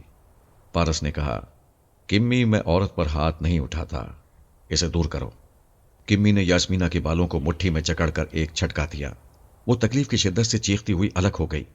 پارس نے کہا، میں مانتا ہوں تم بہک گئی تھی، تمہارا زیادہ قصور نہیں ہے، لیکن تمام زندگی گزارنے کے لیے صرف لڑکی کو نہیں، اس کے خاندان کو بھی دیکھا جاتا ہے، اور میں تمہارے باپ کا کھوکھلا غرور اور ماں کی بے حیائی دیکھتا آ رہا ہوں۔ وہ دروازے سے باہر آ گیا۔ ماں بیٹیاں سر جھکا کر اس کے پیچھے چل رہی تھیں۔ ان کے پیچھے کمی سٹین گن اٹھائے ہوئے تھی۔ وہ کھلی جگہ پر راضی کے پاس آئے۔ خانم اس کے قریب جا کر اسے کچھ سہارا دینا چاہتی تھی۔ علی نے اس کے پاؤں کے پاس فائر کیا۔ وہ اچھل کر پیچھے چلی گئی۔ اس نے کہا، خانم، تم ماں بیٹیاں راضی سے دور رہیں گی۔ میں نہیں چاہتا کوئی قریب جا کر اس کے لیے ڈھال بن جائے اور ضرورت پڑنے پر میں اسے گولی نہ مار سکوں۔ خانم نے گڑ گڑاتے ہوئے کہا، میرے شوہر پر رحم کرو، یہ پیاسا ہے، اسے مرہم پٹی کی ضرورت ہے۔ تم ہماری ضرورت پوری کرو، ہم تمہاری ضرورت پوری کریں گے۔ تم کیا چاہتے ہو؟ ہم حکومت فرانس سے رابطہ قائم کرنا چاہتے ہیں۔ وہاں سے ہمارے لیے ہیلی کاپٹر یا طیارہ آئے گا۔ ہمارا ایک لانگ رینج ٹرانسمیٹر خفیہ پناہ گاہ میں ہے، تم اس کے ذریعے آس پاس کسی بھی حکومت سے رابطہ قائم کر سکتے ہو۔ ویسے میں چاہتی ہوں تم دونوں بھائی جلد سے جلد چلے جاؤ، ہمارا ایک ہیلی کاپٹر تمہیں وہاں پہنچا دے گا۔ علی نے پوچھا، کیوں پارس، تمہارا کیا خیال ہے؟ اس نے جواب دیا، ہم کسی بھی ہیلی کاپٹر میں جائیں گے تو ماں بیٹیوں کو یرغمال بنا کر لے جائیں گے تاکہ پرواز کرتے ہی ان کے وفادار ہیلی کاپٹر کو تباہ نہ کر سکیں۔ خانم نے کہا، میں نہیں جاؤں گی، راضی کو ایسی حالت میں چھوڑ کر نہیں جاؤں گی، مجھ پر ایسا ظلم نہ کرو۔ ہم تمہیں زیادہ دور نہیں لے جائیں گے، اٹلی کے جنوبی ساحل پر چھوڑ دیں گے، تم اپنی بیٹیوں کے ساتھ بخیریت واپس آ جاؤ گی۔ تم میری دونوں بیٹیوں کو لے جاؤ، مجھے یقین ہے میری بیٹیاں خیریت سے واپس آئیں گی۔ تم دونوں ایک شریف اور اعلیٰ خاندان سے تعلق رکھتے ہو، میری بچیوں کی عزت پر آنچ نہیں۔ وہ کہتے کہتے پارس کو دیکھ کر رک گئی۔ پارس نے طنزیہ انداز میں مسکرا کر کہا، میں نے تھوڑی دیر پہلے تمہارے ہی جزیرے کی پناہ گاہ کے ایک مورچے میں زرینہ کی عزت پر ہاتھ ڈالا تھا، پھر تم اسی بے حیا زبان سے کیسے کہہ سکتی ہو کہ جزیرے کے باہر لے جا کر ہم تمہاری جوان لڑکیوں کو عزت و آبرو سے واپس آنے دیں گے؟ وہ بات بدل کر بولی، خواہ بحث میں وقت ضائع نہ کرو، راضی کو دواؤں اور مرہم پٹی کی ضرورت ہے۔ علی نے کہا، وقت تم ضائع کر رہی ہو۔ تم ہمارے ساتھ جانے کے بعد یہاں واپس آؤ گی تو تمہارے وفادار اس کی مرہم پٹی کر چکے ہوں گے۔ تمہارے جانے اور آنے میں زیادہ سے زیادہ 6 گھنٹے لگیں گے۔ بازی تمہارے ہاتھوں میں ہے۔ میں اپنی بات نہیں منوا سکوں گا، لیکن مجھے راضی کے پاس جا کر مشورہ کرنے کی اجازت دو۔ علی نے کہا، ہم نے فاتح کی حیثیت سے حکم دیا ہے اور حکم صادر ہونے کے بعد کسی مشورے کی گنجائش نہیں ہوا کرتی۔ سلمان راضی اسی طرح گھٹنے ٹیکے ٹوٹے ہوئے ہاتھوں کو زانوں پر رکھے ہوئے بیٹھا تھا۔ اس نے تکلیف سے کرراتے ہوئے اور جھنجھلاتے ہوئے کہا، بے وقوف عورت، میں یہاں تڑپ رہا ہوں، تو ان سے ناکام مذاکرات کر کے مجھے موت کے قریب پہنچا رہی ہے۔ الو کی پٹھی، جا ان کے ساتھ اپنی اولاد کو بھی لے جا، تیرے دفع ہونے سے میری مرہم پٹی تو ہو سکے گی۔ خانم نے ایک افسر سے ٹرانسمیٹر لے کر رابطہ قائم کیا، پھر ایک ہیلی کاپٹر لانے کا حکم دیا۔ یاسمینہ نے کمی سے کہا، مجھے پارس سے 2 باتیں کرنے دو۔ کمی نے کہا، تم تیمور خاندان کو نہیں جانتی ہو۔ اس خاندان کے افراد جو کہہ دیتے ہیں وہ بات پتھر کی لکیر بن جاتی ہے۔ جب اس نے کہہ دیا ہے کہ تمہیں قریب بھی نہ آنے دیا جائے تو پھر بات کرنے کا سوال ہی پیدا نہیں ہوتا۔ کمی، تم عورت ہو، یہ بات اچھی طرح جانتی ہو کہ ایک لڑکی اپنا سب کچھ جس کے حوالے کرتی ہے پھر اس کے سوا کسی دوسرے کا تصور بھی نہیں کرتی۔ میں ایسی لڑکیوں میں سے نہیں ہوں۔ میں نے آج تک اپنے آپ کو کسی کے حوالے نہیں کیا، شاید اس لیے کہ کوئی مرد مجھے جیت نہیں سکا۔ میں سمجھ گئی، پارس نے تمہیں جیت لیا ہے۔ تم اپنے چانس میں ہو، اس لیے میرا راستہ کاٹ رہی ہو۔ بکواس کرو گی تو منہ توڑ دوں گی۔ میں پارس کو چھوٹے بھائی یا بیٹے جیسا سمجھتی ہوں۔ اسے تمہارے خاندان سے دور رکھنا میرا فرض ہے۔ میں آہنی دیوار ہوں۔ تمہارا باپ بھی مجھے توڑ کر تمہیں پارس تک نہیں پہنچا سکے گا۔ وہ بے بسی سے دور کھڑے ہوئے پارس کو دیکھنے لگی۔ ایسے ہی وقت میں پارس کے پاس آ گیا۔ وہاں میری توقع کے خلاف سچویشن بدلی ہوئی تھی۔ میرے بیٹوں نے سلمان راضی سمیت اس کی پوری فیملی کو قیدی بنایا ہوا تھا۔ پارس نے پچھلی رات سے اب تک کے حالات بتائے۔ میں نے کہا، کمی سے کہو وہ سلمان راضی کو گن پوائنٹ پر رکھے۔ تم دونوں بھائی ایک دوسرے کے قریب ہو جاؤ، میں تمہارے ذریعے علی سے بھی گفتگو کروں گا۔ پارس نے کمی کو میری ہدایات سنائی۔ وہ سلمان راضی کو نشانے پر رکھ کر اس سے 2 قدم کے فاصلے پر کھڑی ہو گئی۔ دونوں بیٹے قریب ہو گئے۔ دور سے ہیلی کاپٹر کی آواز آ رہی تھی۔ میں نے پارس کے ذریعے کہا، علی، ابھی یہ جزیرہ چھوڑ کر جانا مناسب نہیں ہے۔ تم دونوں کو صرف اپنی نجات کا راستہ نہیں دیکھنا چاہیے۔ تم جب چاہو گے اپنی صلاحیتوں کے بل پر یہاں سے نکل آؤ گے۔ اگر زیادہ مشکلات پیش آئیں گی تو ہم ٹیلی پیتھی جاننے والے تمہاری مدد کریں گے۔ علی نے کہا، پاپا، ہمیں کہیں نہ کہیں مصروف تو رہنا ہوگا۔ اگر یہاں ہاتھ پر ہاتھ دھر کر نہ بیٹھنا پڑے تو میں جزیرے میں رہوں گا۔ یہاں تمہاری کافی مصروفیات ہوں گی۔ ہمارے لیے دولت حاصل کرنا کوئی بڑی بات نہیں ہے۔ تم انہیں تنخواہ دار سپاہی بنا کر رکھو گے، انہیں انعام و اکرام سے نوازتے رہو گے تو یہ تمہارے وفادار اور جانثار بن جائیں گے۔ اس کا مطلب ہے ہمیں اس جزیرے میں سلمان راضی کے اقتدار کو ختم کرنا ہوگا۔ وہ تو تقریباً ختم ہو چکا ہے۔ جب یہ تمام مسلح جوان تمہارے تنخواہ دار ہوں گے تو راضی کس پر حکم چلائے گا، کس پر حکومت کرے گا؟ علی نے کہا، ٹھیک ہے، کوئی ملک ہو یا جزیرہ، وہاں کی فوج جس کے کنٹرول میں ہوگی وہی اس علاقے کا حکمران ہوگا، اور ہمیں سپر ماسٹر کے بعد ماسک مین کو یہاں کا کنٹرول سنبھالنے نہیں دینا ہے۔ پارس نے سوچ کے ذریعے کہا، پاپا، میں سمجھتا ہوں یاسمینہ اپنی بہن اور ماں باپ سے مختلف ہے۔ ان کی بے حیائی دیکھ کر مجھے خیال آیا کہ یاسمینہ پر بھی ان کا اثر ہوگا۔ آئندہ وہ بھی کسی موقع پر بے حیائی کا مظاہرہ کر سکتی ہے، کیونکہ اس خاندان کے افراد رہ رہ کر اپنا مزاج اور اپنا رویہ بدلتے رہتے ہیں۔ یہ سوچ کر میں اس سے نفرت ظاہر کرنے لگا ہوں، مگر دل کہتا ہے میں اس سے ناانصافی کر رہا ہوں۔ میں نے کہا، تم علی کے ساتھ ان کے سامنے ابھی فیصلہ بدلو، میں یاسمینہ کے متعلق صحیح معلومات حاصل کرتا ہوں۔ ہیلی کاپٹر کچھ دور آ کر اتر گیا تھا۔ خانم نے کہا، علی، میں اپنی بیٹیوں کو لے کر تم لوگوں کے ساتھ چل رہی ہوں، آؤ دیر نہ کرو، راضی کو میڈیکل ایڈ ملنے دو۔ علی نے کہا، ذرا صبر کرو، ابھی ہم کچھ اہم فیصلے کر رہے ہیں۔ کیا یہاں ٹوٹی ہوئی ہڈیوں کو جوڑنے اور پلاسٹر کرنے والے ڈاکٹر موجود ہیں؟ خانم نے کہا، یہاں ہر طرح کا علاج ہوتا ہے، ہمارے ہاں نہایت تجربے کار ڈاکٹر ہیں۔ میں نے اس کی انگلیاں توڑی ہیں، اپنی آنکھوں کے سامنے اس کا علاج کراؤں گا، پھر جاؤں گا۔ وہ پریشان ہو کر بولی، یہ کیا کہہ رہے ہو؟ تم لوگ جب تک رہو گے ہمیں راضی کے قریب جانے نہیں دو گے۔ اگر اپنی خفیہ پناہ گاہ میں اس کا علاج کراؤ گی تو تم ماں بیٹیاں اس سے آزادی کے ساتھ مل سکو گی۔ اس پناہ گاہ میں ہم بھی رہیں گے۔ ہماری اجازت کے بغیر کوئی ملازم یا افسر اندر نہیں آئے گا۔ سلمان رازی نے پھر تکلیف سے پریشان ہو کر جھنجھلاتے ہوئے کہا، ارے بحث مت کرو، یہ جو کہتے ہیں مان لو، ڈاکٹر کو فوراً یہاں بلاؤ۔ علی نے قریب جا کر ریوالور دکھاتے ہوئے کہا، ڈاکٹر یہاں نہیں آئے گا، اپنے پیروں پر کھڑے ہو جاؤ اور ہیلی کاپٹر میں چل کر بیٹھو، تمہارا علاج خفیہ پناہ گاہ میں ہوگا۔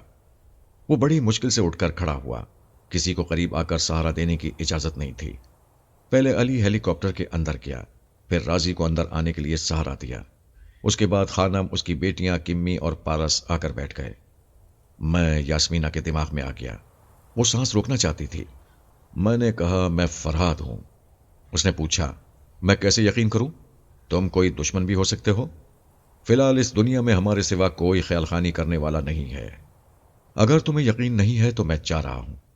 اس نے پچھلی سیٹ پر بیٹھے ہوئے پارس کو دیکھا، پھر کہا، آپ ان کے پاپا ہیں تو نہ چاہیں، آپ کے آنے سے مجھ ڈوبنے والی کو سہارا مل رہا ہے۔ مجھے بہت کچھ معلوم ہو چکا ہے، تم تھوڑی دیر خاموش رہو، میں تمہارے دماغ میں رہ کر سچ اور جھوٹ کو سمجھنا چاہتا ہوں۔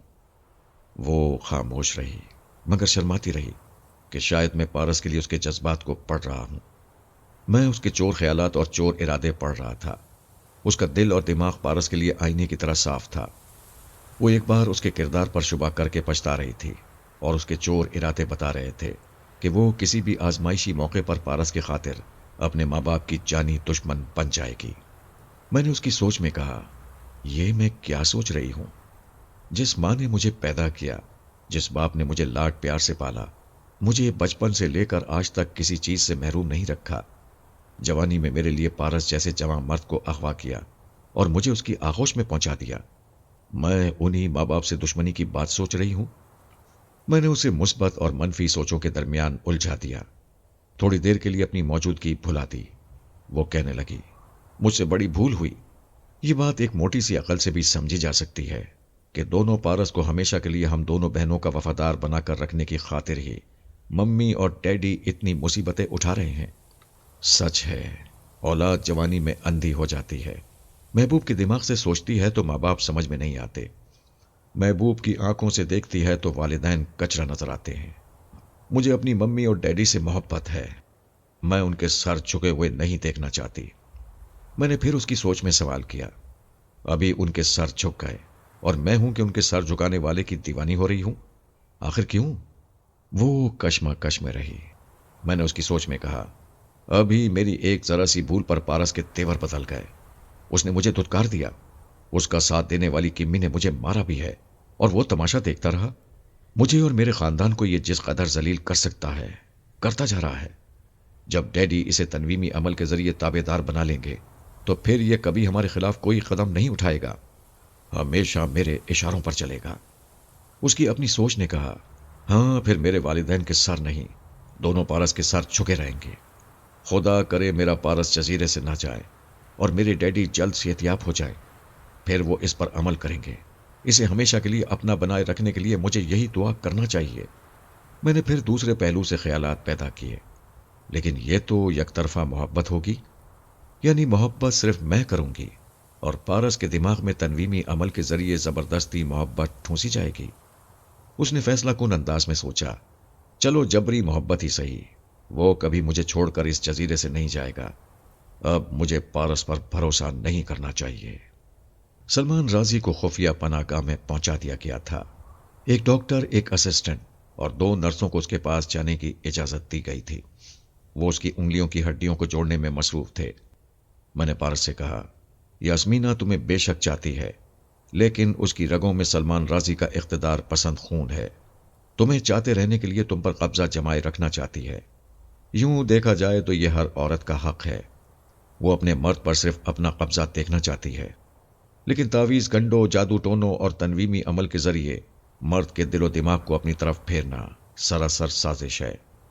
جب کسی عمل سے کسی کی مردانگی کو زیر کر لیا جائے تو اس عورت کے پاس ایک مکمل مرد نہیں رہتا، صرف اس کی ضرورت پوری کرنے والا ایک آدمی رہ جاتا ہے۔ پاپا، ان کا پورا خاندان ناقابل اعتماد ہے، انہیں جب بھی موقع ملے گا یہ ہمیں تابع دار بنا کر رکھنے کی کوشش کریں گے۔ میں نے کہا، انہیں تابع دار بنانے کے لیے تمہیں کچھ عرصہ یاسمینہ کے ساتھ رہنا ہوگا۔ تم علی اور کمی ایک ساتھ اس خفیہ پناہ گاہ میں نہیں رہو گے۔ میں نہیں چاہتا کوئی مصیبت آئے تو تم سب ایک ساتھ اس میں گرفتار ہو جاؤ، اس لیے تم کسی دوسری پناہ گاہ میں یاسمینہ کے ساتھ رہو گے۔ وہاں کمی خانم کی نگرانی کرے گی، علی یہاں سلمان رازی اور زرینہ کے ساتھ رہے گا۔ میں اور کمی باری باری سوتے جاگتے خانم اور یاسمینہ کی نگرانی کر سکتے ہیں، لیکن علی یہاں تنہا رہے گا۔ میں ابھی تم لوگوں کے لیے سچے وفادار تلاش کرتا ہوں۔ ابھی کمی باہر جائے گی۔ میں نے کمی کے پاس آ کر کہا، ہمیں وفاداروں کی ضرورت ہے۔ ہم ابھی سے راضی کے سپاہیوں پر بھروسہ نہیں کریں گے۔ تم نے 2 نمبر کیمپ میں قیدیوں کو دیکھا ہے، وہ مظلوم ہیں، سلمان رازی سے نفرت کرتے ہیں، وہی ہمارا ساتھ دے سکتے ہیں۔ وہ کہنے لگی، جب میں 1 کلاس جیل میں جاتی تھی تو وہ مشقت کرنے والے اور ظلم سہنے والے قیدی مجھے حسرت سے دیکھتے تھے۔ مجھے یقین ہے وہ ہمارے حمایتی بن جائیں گے۔ ان قیدیوں میں فریبی اور مکار بھی ہو سکتے ہیں۔ تم ابھی ہیلی کاپٹر میں جاؤ، وہاں ان سے باتیں کرو۔ میں تمہارے ذریعے ان کے اندر پہنچ کر وفاداروں کا انتخاب کروں گا۔ وہ خانم کے پاس آ کر بولی، میں کیمپ نمبر 2 میں جا رہی ہوں۔ اپنے سینئر افسر سے کہو، وہ میرے ساتھ رہے گا۔ میں جس قیدی کو چاہوں گی اسے قید خانے سے نکال کر مسلح کروں گی۔ وہ اس سلسلے میں میری مدد کرے گا۔ خانم نے ایک سینئر افسر کو اس کے ساتھ ہیلی کاپٹر میں جانے کا حکم دیا۔ وہ 10 منٹ میں وہاں پہنچ گئی۔ ایک ایک قیدی سے باتیں کرنے لگی۔ میں ہر ایک کے دماغ کی تہہ میں پہنچ کر اس کی فطرت اور اس کے ارادوں کو سمجھ رہا تھا۔ کمی ان سے کہتی جا رہی تھی کہ جزیرے پر اب فراد علی تیمور کے بیٹوں کا قبضہ ہے، انہیں فوری طور پر وفاداروں کی ضرورت ہے۔ یہ سن کر سب قیدی خود کو وفاداری کے لیے پیش کرتے تھے، اسی بہانے قید سے رہائی حاصل کرنا چاہتے تھے۔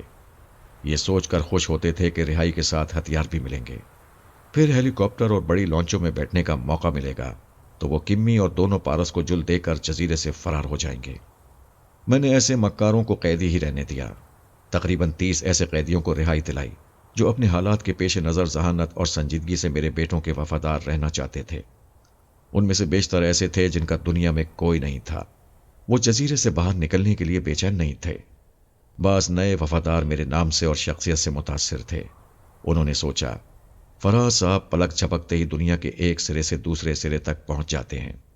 ہم ان کے ذریعے اپنے بیوی بچوں کی خیریت معلوم کر سکتے ہیں، انہیں مالی امداد پہنچا سکتے ہیں۔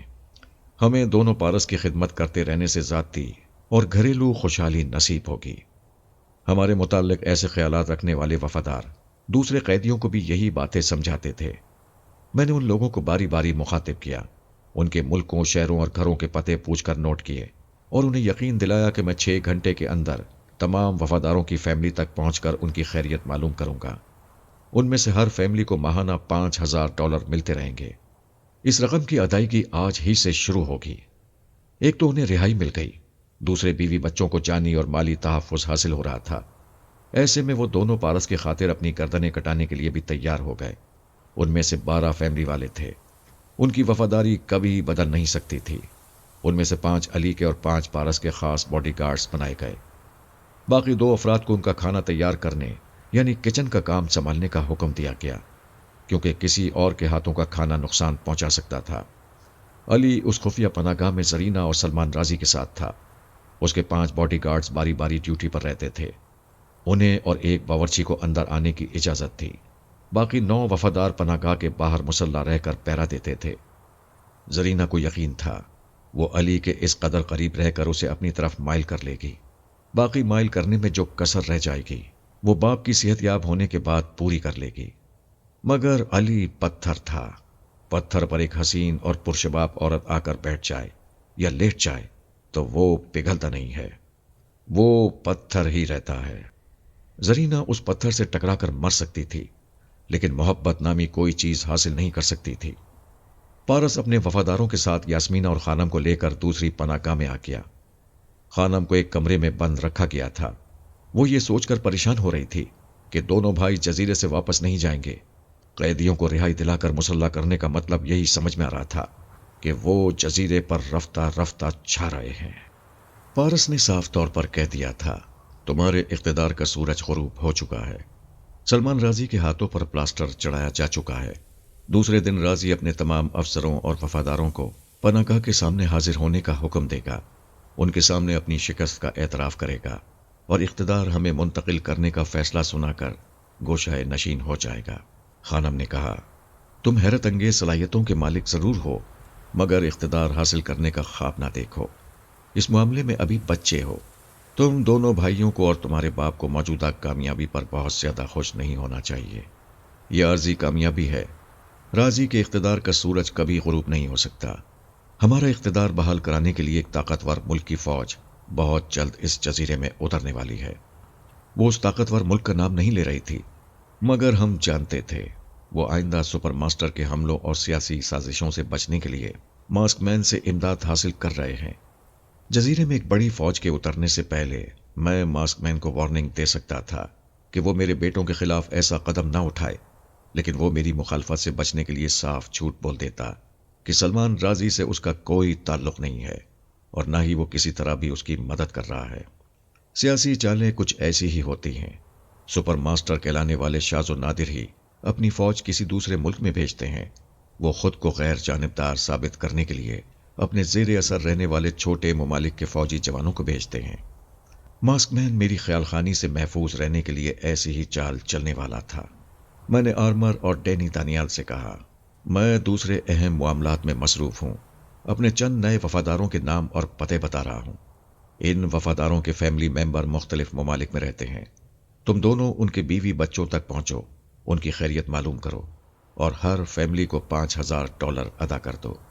میں نے انہیں 2 خاندانوں کے پتے نہیں بتائے کیونکہ ان 2 وفاداروں کا خاندان استنبول میں تھا۔ میں براہ راست ان سے ملاقات کر سکتا تھا۔ فی الحال میں ٹرانسفارمر مشین اور نقشوں کے سلسلے میں دماغی طور پر حاضر ہو گیا۔ جب تک میرے بیٹے جزیرے میں قدم جمانے اور اپنے لیے حفاظتی انتظام کرنے میں مصروف ہیں، تب تک میں اپنے کچھ دلچسپ واقعات پیش کر رہا ہوں۔ میں نے تھیلما کی نیند اڑا دی تھی۔ وہ دیوانی ہو کر کبھی بستر کے ادھر آ رہی تھی، کبھی ادھر جا رہی تھی۔ جہاں اسے سونا چاہیے تھا وہاں نوٹوں کی بے شمار گڈیاں جاگ رہی تھیں۔ نوٹ اتنے تھے کہ بستر کی چادر کہیں سے نظر نہیں آ رہی تھی۔ صرف $100 کے نوٹ ہی نوٹ نظر آ رہے تھے۔ اس نے زندگی میں کبھی اتنی دولت نہیں دیکھی تھی۔ وہ ایک ایک گڈی اٹھا کر کبھی سینے سے لگا رہی تھی، کبھی آنکھوں سے لگا رہی تھی، کبھی چوم رہی تھی۔ یقین کر رہی تھی کہ یہ بے شمار دولت خواب میں نہیں، حقیقت میں ملی ہے۔ میں نے کہا، دیر نہ کرو، کوئی بھی آ سکتا ہے، انہیں الماری میں چھپا دو۔ اس نے مجھے چونک کر دیکھا۔ وہ خوشی میں بھول گئی تھی کہ دولت آئی ہے تو اس کے لٹ جانے کا دھڑکا شروع ہو جاتا ہے۔ اس نے جلدی سے الماری کھولی، اس کا ایک بڑا سا خانہ خالی کیا، پھر نوٹوں کی گڈیوں کو سلیقے سے ایک پر ایک رکھتے ہوئے پوچھا، کیا میں صبح انہیں بینک میں جمع کرا دوں؟ کل تمہارا مشیر آئے گا، وہی اس سلسلے میں معقول مشورہ دے سکے گا۔ فون کی گھنٹی پھر بجنے لگی۔ تھیلما نے بیزار ہو کر کہا، پتہ نہیں کون عورت ہے، فراد علی تیمور کو پوچھ رہی ہے؟ بھلا میرے گھر میں کوئی فراد کہاں سے آئے گا؟ میں نے ریسیور اٹھا کر کہا، ہیلو، رات کے 3 بج رہے ہیں، کسی کی نیند خراب کرنے سے پہلے گھڑی دیکھ لینا چاہیے۔ جولی نے ٹھنڈی سانس لے کر کہا، میں خوب جانتی ہوں، میری نیند اڑانے والے کو میری بد دعا لگی ہے۔ اے سنگ دل، تو بھی کروٹیں بدل رہا ہے، تم رانگ نمبر پر بول رہی ہو۔ میں ریسیور رکھتی ہوں، تم دماغ کے صحیح نمبر پر آ جاؤ۔ یہ دماغ کا صحیح نمبر کیا ہوتا ہے؟ کیا تم نیند میں بول رہی ہو؟ پلیز مجھے سونے دو، بڑی مہربانی ہوگی۔ ریسیور رکھنے سے پہلے یہ یقین کر لینا کہ جب تک مجھ سے چھپنا چاہو گے میں تمہیں سونے نہیں دوں گی۔ بڑی آرزوؤں، بڑی دعاؤں اور بڑے انتظار کے بعد ملے ہو۔ میں نے ریسیور رکھ دیا۔ تھیلما تمام گڈیاں رکھنے کے بعد الماری بند کر رہی تھی۔ اس نے پوچھا، آخر یہ کون ہے؟ بار بار فون پر پریشان کر رہی ہے۔ میں نے ریسیور ہٹا کر رکھ دیا ہے، تم آرام سے سو جاؤ، مجھے بھی نیند آ رہی ہے۔ میں کمرے سے باہر آیا۔ اسے یہ کہنے کی ضرورت نہیں تھی کہ دروازہ اندر سے بند کر لے۔ دولت خود ہی محتاط بنا دیتی ہے۔ میں بنگلے کے بیرونی دروازے کے پاس آ گیا۔ وہ اندر سے بند تھا۔ میں نے اندر کا لاک کھول دیا۔ اب کوئی بھی باہر سے دروازہ کھول کر آ سکتا تھا۔ میں اپنی خوابگاہ میں آ کر لیٹ گیا۔ آج تھیلما نیند کی گولیاں کھا لیتی تب بھی اسے نیند نہ آتی۔ اس میں ایک دولت مند کی بے چینی، فکر اور پریشانی پیدا ہو گئی تھی۔ میں نے اس کے دماغ پر قبضہ جما کر اسے دوسری صبح 9 بجے تک کے لیے سلا دیا۔ کوئی آدھے گھنٹے بعد بنگلے کا بیرونی دروازہ آہستگی سے کھلا۔ جولی دبے قدموں اندر آ گئی۔ اس نے چیلنج کیا تھا کہ وہ مجھے سونے نہیں دے گی، لہٰذا میری نیند اڑانے آ گئی تھی۔ میں نے تمام بنگلے کی روشنیاں بجھا دی تھیں۔ وہ پینسل ٹارچ کی روشنی میں آگے بڑھ رہی تھی۔ میں نہیں چاہتا تھا وہ بھٹکتی ہوئی تھیلما کے دروازے پر جائے، اس لیے میں اس کے دماغ کی رہنمائی اپنی خوابگاہ کی طرف کر رہا تھا۔ وہ میرے دروازے تک آئی، پھر ٹھٹک گئی۔ اسے اپنے پیچھے آہٹ سے سنائی تھی۔ اس نے پلٹ کر دیکھا، ڈرائنگ روم میں ایک ٹارچ کی روشنی چھلک رہی تھی۔ وہ چپ چاپ ادھر چلی گئی۔ اسے 3 سائے نظر آئے، ایک کے ہاتھ میں ٹارچ تھی۔ وہ تینوں ڈرائنگ روم سے گزرتے ہوئے آ رہے تھے۔ جولی نے آہستگی سے چپتی ہوئی آواز میں پوچھا، ٹارچ کی روشنی میری طرف نہ کرنا ورنہ گولی چلا دوں گی۔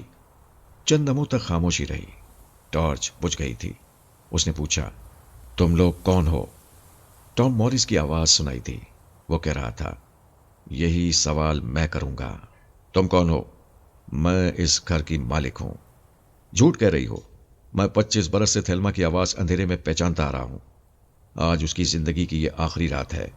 تم چوری کی نیت سے آئی ہو تو چلی جاؤ، یہاں تمہیں کچھ نہیں ملے گا۔ میں نے اتنی دیر میں معلوم کر لیا، ٹام موریس اپنے 2 خطرناک غنڈوں کے ساتھ آیا تھا۔ غنڈوں کا دعویٰ تھا کہ وہ کئی قتل کر چکے ہیں۔ ٹام تھیلما کو قتل کرانے کے بعد مجھے اس واردات میں پھنسانے آیا تھا۔ میں خیال خانی کے ذریعے معلومات حاصل کر رہا تھا۔ اچانک ان میں سے ایک نے گولی چلائی۔ جولی کے حلق سے چیخ نکلی۔ ٹام مجھے کسی کے بھی قتل کے الزام میں پھانسنا چاہتا تھا۔ اس کے سامنے تھیلما نہیں، جولی آئی۔ اس کے غنڈے نے جولی کو ہی گولی مار دی، پھر وہاں سے بھاگنے لگے۔ بنگلے کے احاطے کے باہر ان کی گاڑی کھڑی ہوئی تھی۔ وہ گاڑی میں آ کر بیٹھ گئے، اسے سٹارٹ کیا، پھر اسے ڈرائیو کرتے ہوئے جانے لگے۔ میں انہیں چھوڑنے والا نہیں تھا، مگر فی الحال چھوڑ دیا کیونکہ جولی کو سنبھالنا ضروری تھا۔ میں نے مین سوئچ کو آن کیا، پورے بنگلے کے اندر اور باہر روشنی ہو گئی۔